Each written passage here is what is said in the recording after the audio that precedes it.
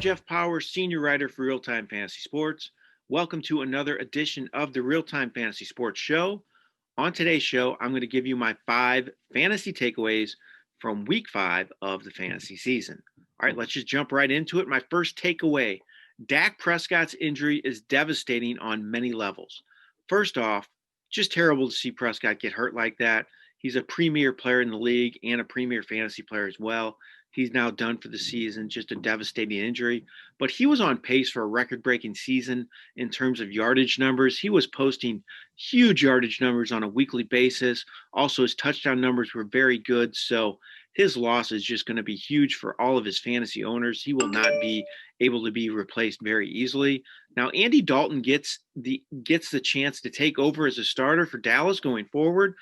I do expect the Cowboys' passing numbers to suffer with Prescott out of the lineup and Dalton in there now. Dalton is definitely capable. He's done it in the past, had some good seasons, moved offenses in Cincinnati, done a good job there, but he is not Dak Prescott. He's not going to take the chances down the field. He is not that playmaker that Prescott is. So I expect all Cowboys receivers' fantasy numbers to take a bit of a hit now with Dalton now in the lineup.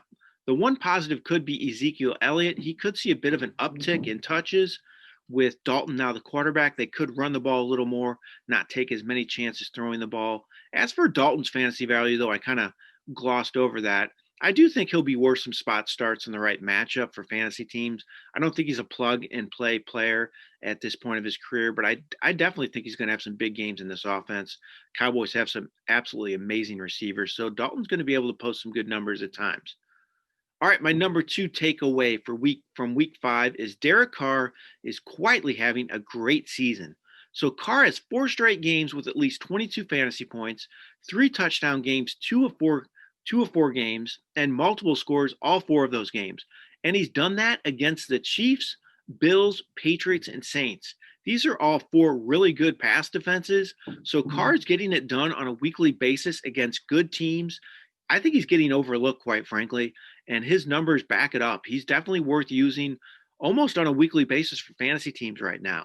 And remember, the last few weeks, he had Henry Ruggs out of the lineup because of injury. Ruggs returned last week, which was a big plus, but Carr has been posting these great numbers without arguably his top wide receiver in the lineup. So I look for Carr to keep it going. He's having a great year, and if you have him on your team, don't be afraid to use him. My number 3 takeaway from week 5: many of the big fantasy performances didn't help teams. Unfortunately, a lot of the big games this past week were from players that weren't in lineups. I'm going to run through them real quick. It was kind of interesting for me to do this. First of all, Travis Fulgham, 10 receptions, 152 yards for the Eagles last week. He was not started in any league on our site. So his huge day was not used by anybody on our league, which is kind of surprising because Fulgham did score a touchdown the previous week. But either way, Fulgham was not help to any fantasy teams this past week, despite his big performance. Chase Claypool, 4 touchdown games, 7 receptions for 110 yards. He was used in 4.3% of leagues on our site. So just a handful of teams used him. Brandon Cooks, he had a couple down weeks. He got benched in many leagues.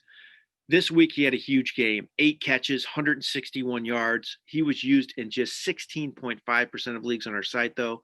Alexander Mattison thrown into the mix because Dalvin Cook hurt his groin. Mattison ran 20 times for 112 yards, also caught some passes, had a big fantasy day overall, one of the best running backs from this past week. He was used in just 5.6% of leagues.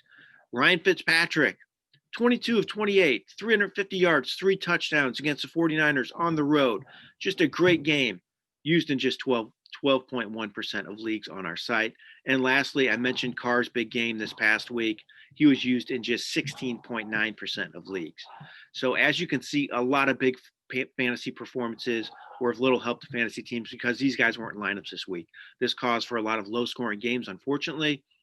Maybe put some of these guys on your radar going forward now, though. They could be bigger factors for a lot of fantasy teams if you give them a chance in your lineup. All right, my 4th fantasy takeaway. The Colts should have gone in another direction at quarterback this offseason. Phillip Rivers has not been good. Fewer than 15 fantasy points, 4 straight games. Does not have a multiple touchdown game this season. He has 4 touchdowns and 5 interceptions.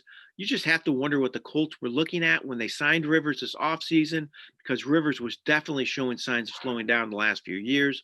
So I think this is really going to hold this Colts team back. They have a really good team defensively, a good rushing attack as well, and a top offensive line. But Rivers might be the one thing holding them back from taking their team to another level. All right, my last takeaway for week 5. Rams running back situation is a mess. All right, Darrell Henderson scored 2 touchdowns, led the team in touches with 18. That's great, right?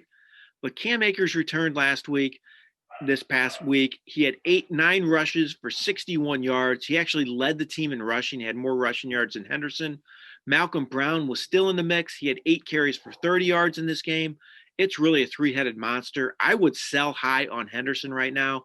He has touchdowns 3-4 games, 19 plus fantasy points, 3 of those games as well. So his stock is at an all-time high, and I'm not convinced the Rams aren't going to give Akers more chances going forward. He's the rookie back. They took him high in the draft this year. They're very high on him. Now that he's healthy, he could be getting more looks. So this is a situation I just don't want any part of right now, and unfortunately, a lot of fantasy teams are dealing with it. All right, those are my 5 fantasy takeaways from week 5 of the fantasy football season. Hopefully you had a lot of success this week, won a lot of your games despite some of these unknown players having big performances. It still didn't impact you too much, hopefully, and you still had a big showing this week. I'm Jeff Paur, senior writer for RealTime Fantasy Sports. Have a great day, everyone.